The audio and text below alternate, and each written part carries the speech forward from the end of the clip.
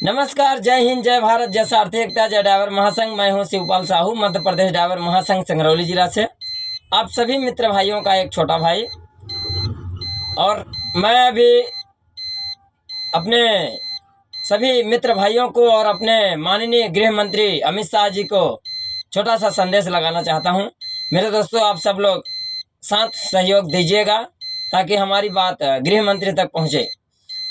मैं अपने माननीय गृह मंत्री जी से मैं पूछना चाहता हूं, साहब, कभी आप भटकती आत्मा को देखा है? कभी आप भटकती आत्मा को ये बारे में सोचा आपने? जो हमारे भटकते हुए ड्राइवर भाई, भटकते हुए मंजिलों में आप चलते हैं, अपने घर से बाल बच्चे परिवार माँ बाप सबको छोड़ करके एक राज्य से दूसरे राज्य हर एक सामान पहुंचा रहे हैं, हर एक चीज़ पहुंचा रहे हैं। राशन हो या तो गैस हो या फिर सब्जियां हो या तो दवा कराने के लिए मेडिकल में ले जा रहे हैं, वो भी एक ड्राइवर है।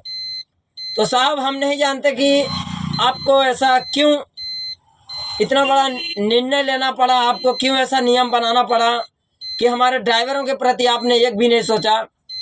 आपको पता नहीं ड्राइवर ने भला तो रास्ते में छोड़ दिया आपको, या फिर ड्राइवर कोई आपको गाली दे दिया, या तो कोई ड्राइवर आपको परेशान किया। ये तो मैं नहीं जानता कि आपके ड्राइवर के प्रति आपको गुस्सा आया और आप ड्राइवरों के लिए इतना बड़ा नियम बना दिए।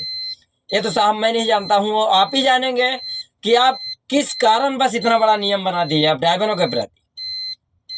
तो मैं आप सबसे मैं यही कहूँगा कि कभी आपने एक ड्राइवर के प्रति न सोच के, कभी आप ड्राइवर के प्रति सोचिए, एक बार दिल से सोचिए कि एक ड्राइवर भाई अपना घर परिवार माँ बाप बच्चे भाई बहन सबको छोड़ करके आपके ही काम में लगा हुआ है, देश के ही काम में लगा हुआ है, आपका अर्थव्यवस्था चला रहा है। कहने का मतलब कि अगर एक ड्राइवर इस देश से उस देश राशन न पहुंचाए या सब्जी न पहुंचाए या कपड़ा न पहुंचाए या मकान बनाने का सामान न पहुंचाए, तो आप बताइए कि हमारा आगे का आपका भारत कैसे बनेगा आगे। और आपके जो भारत देश में इतना बड़ा बड़ा बिल्डिंगें बनती हैं, इतने अच्छे अच्छे रईस कार्यकर्ता हैं, इतने अच्छे अच्छे बड़े बड़े जो अधिकारियां बैठते हैं, उनके लिए सामान कहाँ से लाएंगे और कहाँ से आपको पेमेंट भी आपका चला जाएगा साहब, अगर ड्राइवर बैठ जाएगा घर पे। तो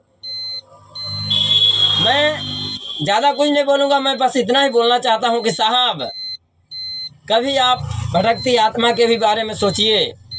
आपने इतना बड़ा नियम बनाए, क्यों बनाए, कैसे बनाए, वो मैं नहीं जानता हूँ, बनाया आपने। लेकिन मैं आपसे यही विनती करूँगा कि आप शांति मन से अपना ये निर्णय को बदलें, अपनी गुस्सा को शांत करें और कोई भी बात को सोच समझ के काम करें। क्योंकि हमारे यहाँ इतना ड्राइवर हैं पूरे भारत में कि साहब, ड्राइवर अगर एक जगह से दूसरी जगह सामान नहीं ले जाएगा तो आपका काम नहीं चलेगा। और इतनी गरीबी हालत में ड्राइवर आगे बढ़ता है कि साहब, अगर ड्राइवर ही नहीं कर पाएगा तो उसका बाल बच्चे परिवार कैसे जिएंगे।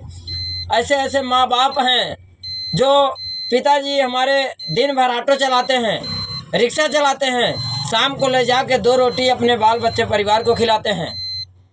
मेरे साहब, मैं आपसे ज़्यादा कुछ नहीं कहूँगा, बस इतना ही कहूँगा कि उन पिताओं के बारे में सोचिए, उन माँ के बारे में सोचिए, उन भाई बहनों के बारे में सोचिए जो भाई कमा कमा के अपनी बहन की शादी के लिए पैसा इकट्ठा कर रहा है। साहब, अगर खुदा न खास्ता उसके साथ कुछ हो गया तो बताइए उसका जिम्मेदारी कौन लेगा।